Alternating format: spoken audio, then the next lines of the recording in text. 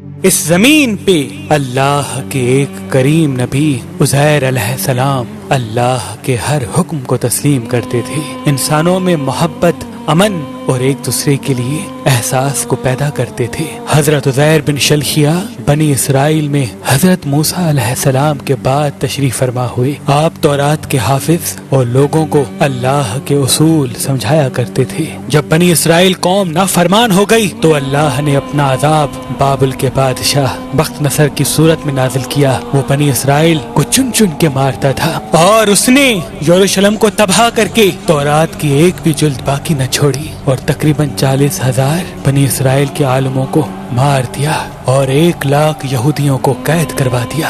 ان بنی اسرائیل میں حضرت عزیر علیہ السلام بھی تھے۔ بس ایک دن اللہ نے معجزے سے اپنے نبی عزیر کو ان کی قید سے رہا کروایا۔ آپ رہائی کے بعد یروشلم آتے ہیں اور دیکھتے ہیں کہ پورا یروشلم ویران اور لوگوں کی قبریں بنی ہوئی ہیں۔ آپ کی آنکھوں سے آنسو رواں ہوتے ہیں اور اللہ سے فرماتے ہیں، اے اللہ، اب یہ لوگ تو کیسے زندہ کرے گا اور اس ویران شہر کو کیسے آباد کرے گا؟ یہ کہہ کے آپ نے دیکھا کہ وہاں کچھ میوہ دار درخت موجود ہیں۔ آپ وہ پھل کھاتے ہیں، انگور کا رس پیتے ہیں اور کچھ پھل اپنے پاس محفوظ کرتے ہیں، اور آپ کے ساتھ آپ کا گدھا بھی تھا جس پہ سوار ہو کے آپ یروشلم تک پہنچے تھے۔ آپ نے اپنے گدھے کو مضبوط رسی سے باندھ دیا اور ایک درخت کے نیچے آرام کرنے لگے۔ اس وقت آپ کی عمر مبارک تقریباً 40 سال کی تھی۔ اتنی دیر میں اللہ نے موت کے فرشتے کو حکم دیا کہ جاؤ عزیر کی روح قبض کر دو۔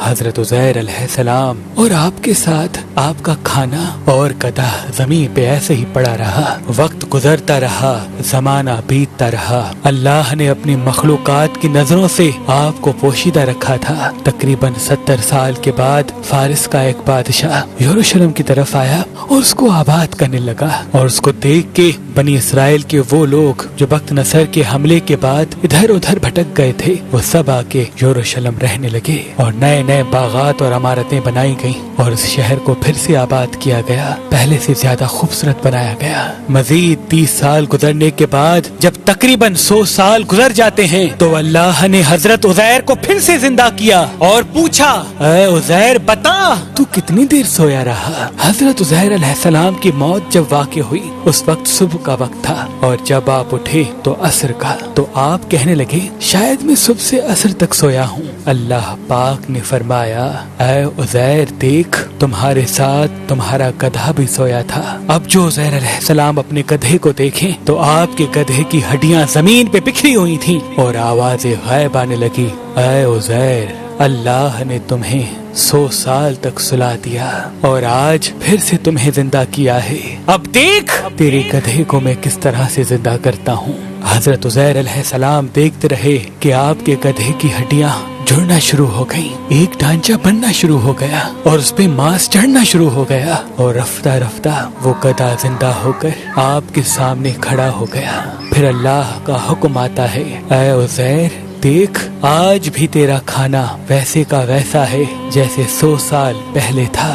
حضرت عزیر علیہ السلام اللہ کا شکر کرتے ہیں اور رو کے کہتے ہیں، بے شک جو انسان کو خون کی ایک بوند سے زندگی دے سکتا ہے وہ انسان کی گلی سڑی ہڈیوں کو بھی پھر سے زندہ کرنے کی قدرت رکھتا ہے۔ آپ کی اس عارضی موت کے درمیان وہ بستی آباد ہو چکی تھی۔ آپ کھانا کھا کر جیسے ہی بستی کے لوگوں سے پوچھنے لگے کہ کیا آپ اللہ کے نبی عزیر کو جانتے ہیں؟ لوگوں نے کہا، ہاں وہ اللہ کے نبی تھے اور ان کو گزرے ہوئے 100 سال سے بھی زیادہ عرصہ گزر چکا ہے۔ اتنے میں اللہ کے نبی حضرت عزیر علیہ السلام فرماتے ہیں، اے لوگو، وہ عزیر اللہ کا نبی میں ہوں۔ مجھے اللہ نے 100 سال تک سلا دیا تھا اور پھر سے زندہ کیا ہے تاکہ تم لوگوں کی اصلاح کر سکوں، لیکن اس بستی کے لوگوں کو یقین نہ آیا۔ اس بستی میں ایک بوڑھی عورت رہتی تھی جس کی عمر تقریباً 120 سال تھی۔ وہ تمام کے تمام لوگ اس عورت کو لے کے آئے اور پوچھنے لگے کہ جو حضرت عزیر کے واقعات آپ ہمیں سناتی ہیں، آپ ہمیں ابھی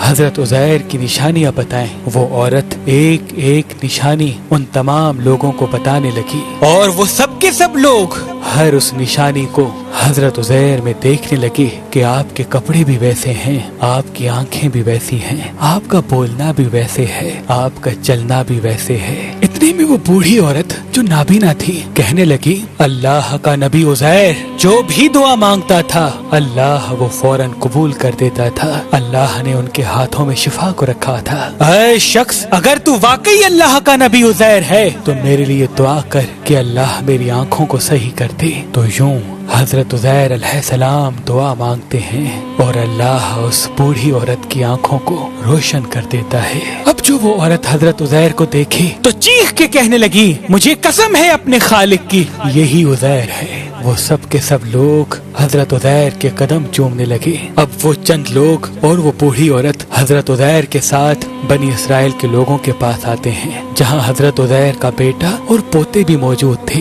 جو بوڑھے ہو چکے تھے۔ وہ بوڑھی عورت سب کو بتانے لگی کہ یہ اللہ کے نبی عزیر ہیں۔ کچھ ایمان لے آئے، کچھ سوالات کرنے لگے۔ اتنے میں آپ کا بیٹا کہنے لگا، میرے بابا عزیر کے کندھوں پر ایک کالے رنگ کا مسا تھا جو چاند کی مثل تھا، اگر آپ واقعی میرے بابا عزیر ہیں تو وہ دکھائیں۔ حضرت عزیر علیہ السلام نے اپنا کرتا اتارا اور تمام کے تمام لوگ دیکھنے لگے کہ کندھوں کے درمیان وہی نشان موجود تھا۔ اور پھر اللہ کے نبی حضرت عزیر علیہ السلام سب کو تورات سنانے لگے اور تمام بنی اسرائیل آپ کے ہاتھ اور قدم چوم کر کہنے لگے، ہمیں قسم ہے اپنے خالق کی آپ اللہ کے نبی عزیر ہیں۔